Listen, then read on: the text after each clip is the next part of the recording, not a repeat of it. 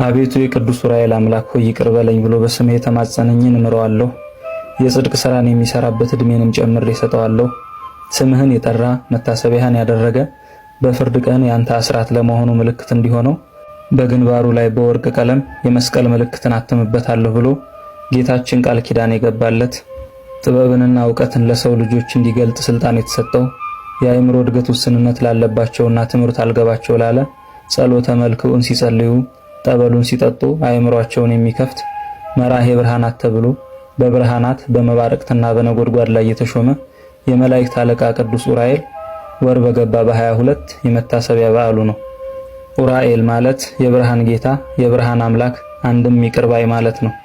ሊቀ መላእክት ቅዱስ ዑራኤል ለነቢዩ ሄኖክ፣ ለዕዝራ ሱቱኤል፣ ለአባ ጊዮርጊስ ዘጋስጫና ለብዙ ቅዱሳን ጽዋዐ ልቡናን አጠጥቶ ጥበብንና ዕውቀትን የገለጸ እመቤታችንን በስደቷ ጊዜ መንገድ የመራት የጌታችንን ክቡር ደም በዓለም ሁሉ ረጭቶ ዓለምን የቀደሳት ድንቅና ቅዱስ መልአክ ነው።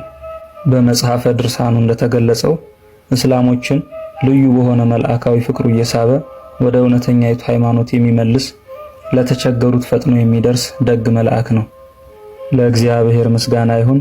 እኛንም በእደ መልአኩ ይጠብቀን ይቆየን።